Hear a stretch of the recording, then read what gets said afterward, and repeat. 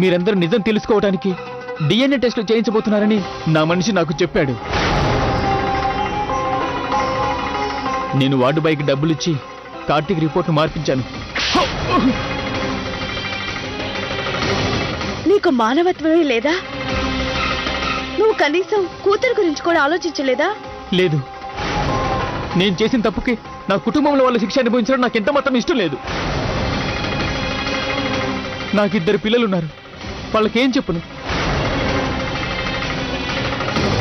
అప్పుడే నాకు పుష్ప బతికున్న విషయం తెలిసింది. నేను భయపడిపోయాను. నేను కేవలం పుష్ప నుంచి, తన కూతురు నుంచి విముక్తి పొందాలనుకున్నాను. చంపేస్తావా?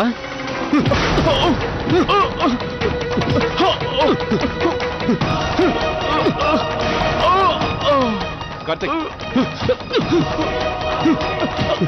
కాగు.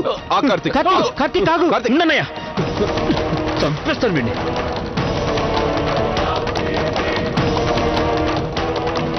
ఎందుకు చేసావురా? ఎందుకు చేశావు? నువ్వు వైశ్య పుష్పంలే కాదు, నా కుటుంబం మొత్తాన్ని మోసం చేశావు. నువ్వు అందరికీ ద్రోహం చేశావు. మా అందరి దృష్టిలో నువ్వు ద్రోహివి. ఇలాంటి ద్రోహిని క్షమించకూడదు. వాడికి శిక్ష పడి తీరాలి. వాడు చేసిన దానికి శిక్ష నేను విధిస్తాను.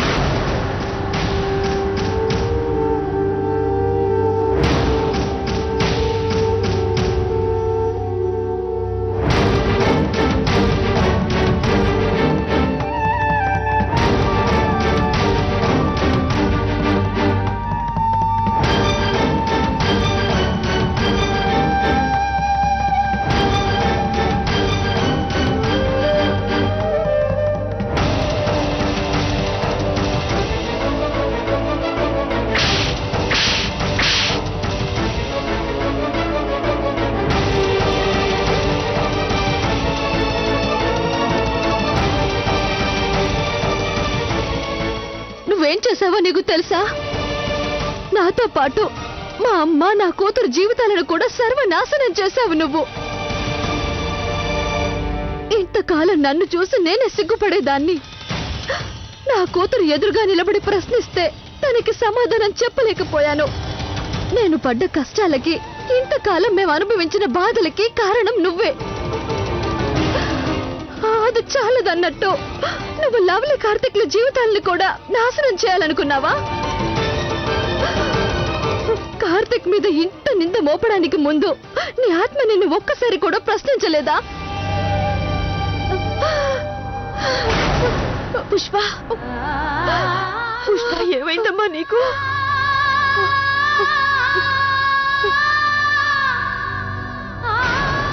వాళ్ళందరినీ చూడు. ఇక్కడున్న వాళ్ళందరూ నువ్వు చేసిన పని వల్ల ఎంత బాధ అనుభవించారో నీకు తెలుసా? నువ్వు వాళ్ళ బంధాలతో, వాళ్ళ నమ్మకాలతో ఆటలాడుకున్నావు.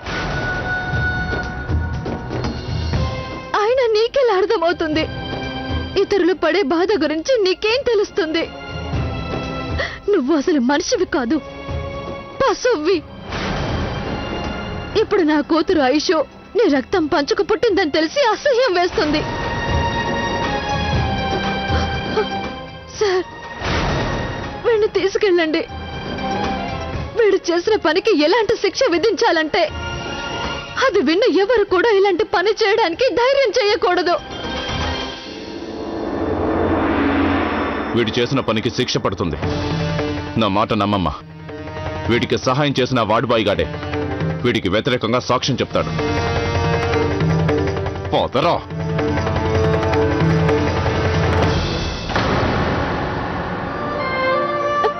నా వల్ల, నా పాప ఐషు వల్ల మీరంతా చాలా బాధలు పడ్డారు. పెద్ద మనసు చేసుకుని నన్ను క్షమించండి. ఎన్నో ఏళ్లుగా మనసులో దాచుకున్న కోపాన్ని తొందరపడి మీ అందరి మీద చూపించాను. దయచేసి నన్ను కూడా క్షమించండి.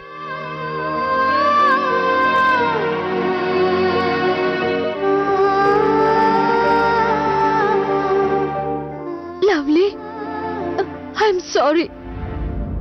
నా వల్లే కదా నీకు కార్తిక్కి మధ్య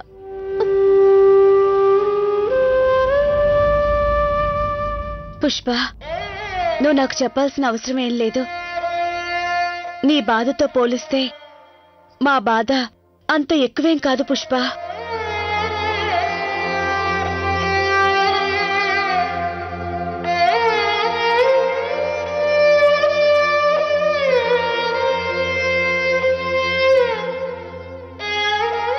పుష్ప, నువ్వు లవ్లీ మనసే కాదు, మా అందరి మనసులు గెలుచుకున్నావు. ఈ రోజు నుంచి నువ్వు ఐషుతోనూ మీ అమ్మగారితోనూ కలిసి మా ఇంట్లోనే ఉండు. నువ్వు మా అమ్మాయివే. అది మీ పెద్ద మనసు కౌసల్య గారు, కానీ అంత భారం మేము మొయ్యలేము. ఇప్పటికే మా వల్ల మీరందరూ చాలా కష్టాలు పడ్డారు. నిజానికి మా అమ్మాయి పుష్పకి ఎక్కువ సమయం లేదు. తను ప్రశాంతంగా ఉండాలని నేను కోరుకుంటున్నాను కౌసల్య గారు. సరేనండి, కానీ మీరు తప్పుగా అనుకోనంటే ఈ రోజు నుంచి ఐషు బాధ్యతల్ని మాకు అప్పగించండి. తనతో మాకు రక్త సంబంధం లేకపోవచ్చు. కొద్ది రోజులుగా తనకి మాకు ఏర్పడిన సంబంధాన్ని మేం జీవితాంతం గుర్తుంచుకోవాలనుకుంటున్నాం. ఈ బంధం మన మధ్య జీవితాంతం ఉంటుంది, కానీ మీ నుంచి నేను ఎలాంటి సహాయం తీసుకోలేను. క్షమించండి. మా అమ్మ మాట వినండి ఆంటీ. ఐషు ఇప్పుడు మా కుటుంబంలో కలిసిపోయింది. ప్లీజ్ మీరు కాదనకండి. అవునా ఆంటీ, ఐషుని మేం పరాయి పిల్ల అనుకోవటం లేదు. ఒప్పుకోండి ఆంటీ. అది కాక ఐషు నన్ను స్వయంగా యశోద అమ్మ అనుకుంది. నాకు తనపై ఆ మాత్రం అధికారం ఉంటుంది కదా. దయచేసి మీరు కాదనకండి. మీ అల్లరి మనోరాలి పైన మాకు కూడా బాధ్యత ఉంది కదా. సరే,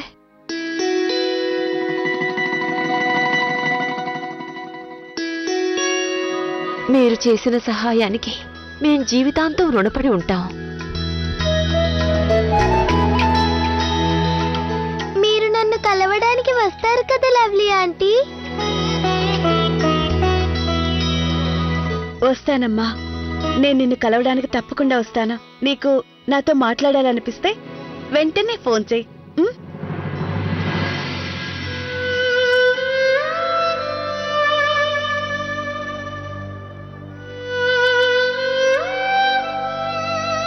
పద ఐషు, ఇప్పటికే చాలా ఆలస్యమైంది. పద. ఉం?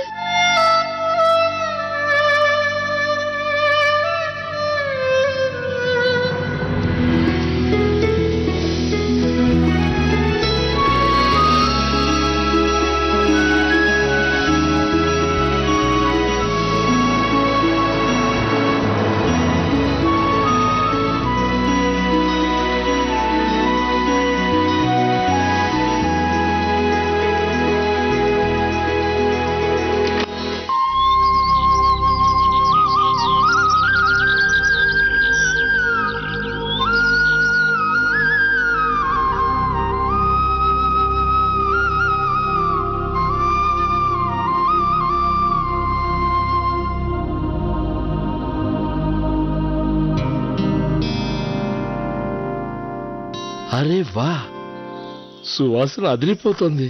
ఆలు పరోటా, శాండ్విచ్, పెరుగు. అరే వా వా వా వా వా, బ్రహ్మాండం బ్రహ్మాండం.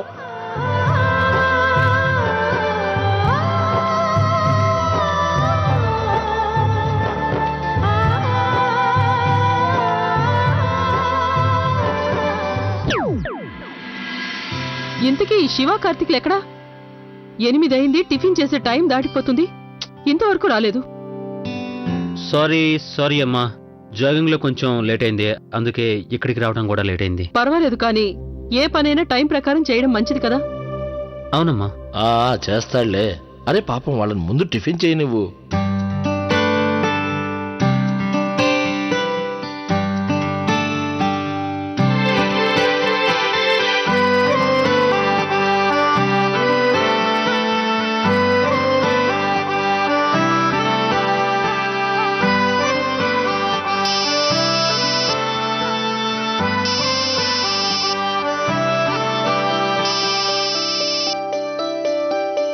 1 minute.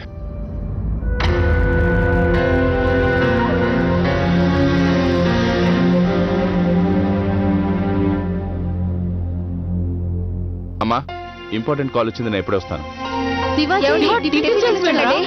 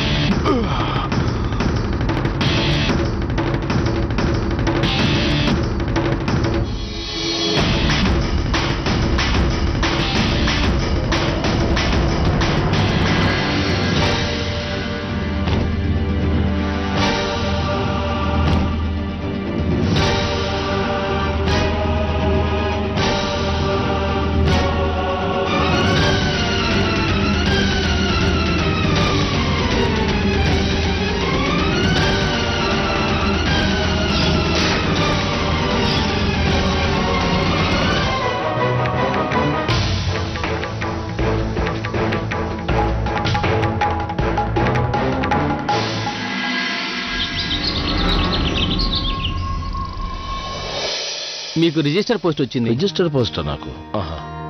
ఇక్కడ సంతకం చేయండి.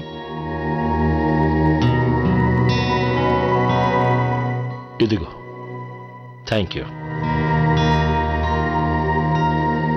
అరే, పెన్షన్ డిపార్ట్మెంట్ నుంచి ఏమై ఉంటుంది?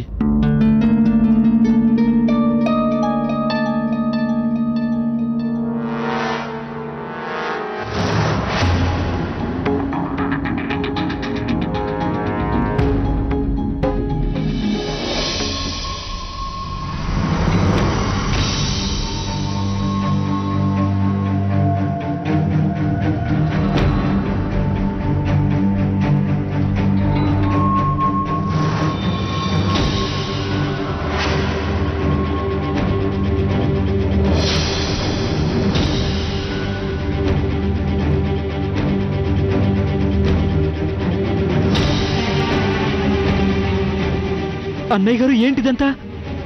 ఇదంతా ఎవరు చేశారు?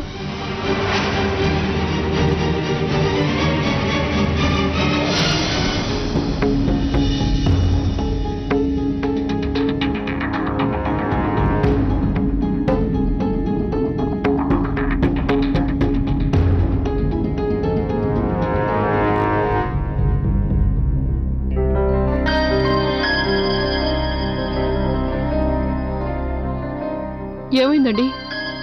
ఆ లెటర్ ఎక్కడి నుంచి వచ్చింది? పెన్షన్ డిపార్ట్మెంట్ నుంచి వచ్చింది. కొన్ని అనివార్య కారణాల వల్ల నా పెన్షన్ ఆపేసామని పంపించారు.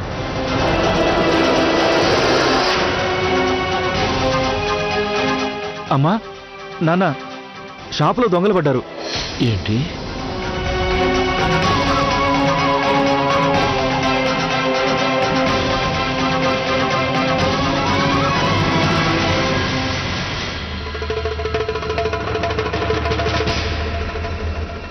సారీ ఆదిత్య, కంపెనీ చాలా లాస్లో ఉన్నందువల్ల మేము స్టాఫ్ని తగ్గించక తప్పడం లేదు. నీకు ఇంకో 10 days ఉన్నాయి. ఐఎమ్ షూర్ నీకు తప్పకుండా వేరే జాబ్ దొరుకుతుంది. ట్రై చెయ్యి. All the best.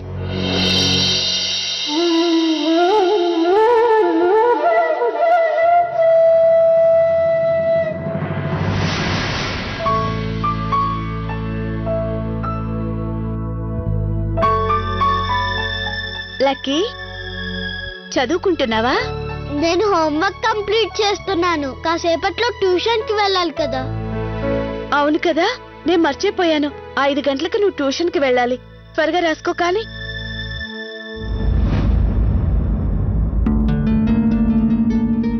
అరే, వాచ్ 12 చూపిస్తుందేంటి? ఆ వాచా? అరే లవ్లీ పిన్ని, మీరు ఆ వాచ్ ని ఇప్పుడు చూస్తున్నారా? చాలా రోజుల నుంచి ఆ వాచ్ 12 చూపిస్తుంది. ఆ వాచ్ పాడైపోయినట్టుంది. మరి నాకు ముందే ఎందుకు చెప్పలేదు? గడియారం ఆగిపోవడం మంచిది కాదు. మిస్టర్ కార్తిక్, ఏంటిది? నీకిచ్చిన టార్గెట్లో ఒకటి కూడా కంప్లీట్ చేయలేదు.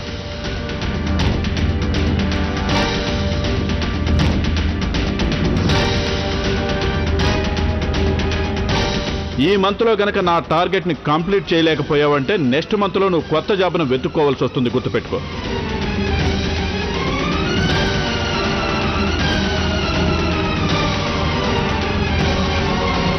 ఏంటిదంతా? మన ఇంటి మీద ఎవరి వక్ర దృష్టి పడిందో తెలియట్లేదు. ఒక్కసారిగా ఇన్ని కష్టాలు వచ్చి పడ్డాయి. ముందు శివాజీకి బుల్లెట్ తగిలింది, తర్వాత షాపులో దొంగలు పడ్డారు. అది చాలదన్నట్లు కౌశిక్ పెన్షన్ కూడా ఆగిపోయింది. అత్తయ్య గారు, ఆది ఉద్యోగం కూడా పోయింది. అలాగే కార్తిక్ కూడా తన ఉద్యోగం గురించి టెన్షన్ పడుతున్నాడు. నిజంగా ఇన్ని కష్టాలు మన జీవితంలో ఎప్పుడూ రాలేదు. పిల్లల స్కూల్ ఫీజులు కూడా ఎలా కట్టాలో అర్థం కావడం లేదు. నిజమేనమ్మా, మన టైం అస్సలు బాలేదు.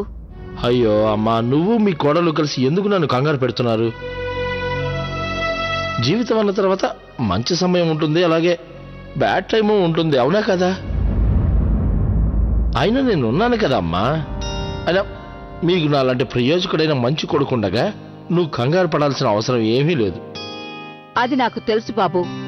ఇప్పుడు ఈ సమస్య నుంచి ఎలా బయటపడతాం? అమ్మా, నేను కొంత అమౌంట్ని ఫిక్స్డ్ డిపాజిట్ చేసి పెట్టాను.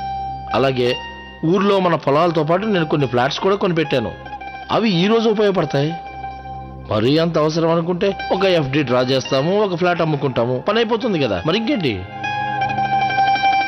అది నిజమే కావచ్చు నాన్న, కానీ మీరు ఎఫ్డి డ్రా చేయాల్సిన అవసరం లేదు, అలాగే ఫ్లాట్ అమ్మాల్సిన అవసరం లేదు. నేను బ్యాంక్ లోన్ తీసుకుంటాను, అది సరిపోతుంది. అలాగే అమ్మా, మార్కెట్లో నాకు స్నేహితులు చాలామంది ఉన్నారు. వాళ్ళందరూ సహాయం చేస్తారు. సామాన్లన్నీ అప్పుగా ఇస్తారు, పర్వాలేదు.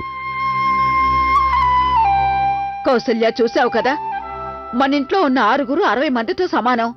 అందరూ ఒకటిగా సర్దుకుపోతారు. అంతేకాక మన కుటుంబం పైన ఎప్పుడు ఆ భగవంతుడి కృపా కటాక్షాలుంటాయి. అంతా మంచే జరుగుతుంది. చూడమ్మా, ఈ రోజు సోమవారం, శివుడికి ఇష్టమైన రోజు. అందరం కలిసి గుడికెళదాం. ఈ రోజు శివుడికి గుళ్ళో చాలా పూజలు చేస్తారు. పరమశివుని దర్శిస్తే అంతా మంచే జరుగుతుంది. అత్తయ్య గారు, మీరు చెప్పింది నిజమే. పరమశివుడు భక్తులు పిలవగానే సహాయం చేస్తాడు. ఓం నమః శివాయ.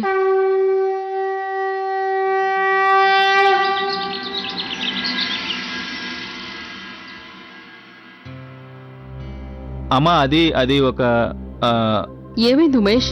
నువ్వెందుకో టెన్షన్ పడుతున్నావు? అమ్మా, అది ఈ రోజు గుళ్ళో జరిగే పూజకి నేను రాలేనమ్మా. ఎందుకు? అది కొంచెం గౌరీకి ఏమైంది? తను బానే ఉంది కదా? కంగారు పడకండి అమ్మా, గౌరీకి బానే ఉంది. కానీ వాళ్ళ పుట్టింటి నుంచి ఫోన్ వచ్చింది. వాళ్ళ అమ్మగారికి ఆరోగ్యం బాలేదంట. తను ఒంటరిగా ఉంది. వాళ్ళ అమ్మని చూడ్డానికి మేము వెంటనే కృష్ణాపురం బయలుదేరుతున్నాం. కానీ మేము సాయంత్రానికల్లా తిరిగొచ్చేస్తాం. అప్పటికి గౌరీ వాళ్ళనే తిరిగొచ్చేస్తారు. వెళ్ళిరమ్మంటారా అమ్మా? పర్వాలేదు ఉమేష్, అది నీ బాధ్యత. మీరిద్దరూ వెంటనే బయలుదేరండి. అత్తయ్య గారికి మీ నాన్నగారికి నేను చెప్తాను. అలాగే అమ్మా.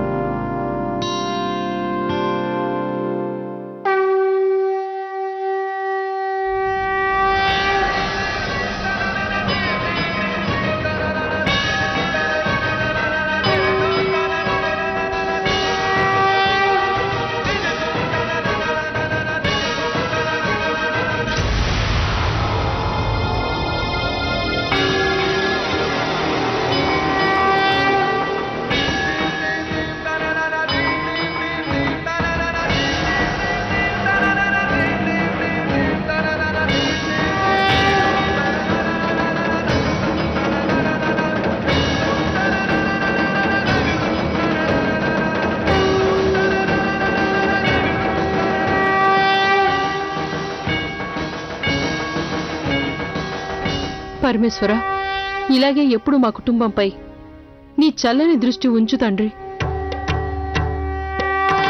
ఓ కైలాసనాథ, ఎలాంటి సమస్యలు వచ్చినా మీ దయతో బయటపడ్డాం. ఈసారి కూడా మీరే మమ్మల్ని రక్షించాలి.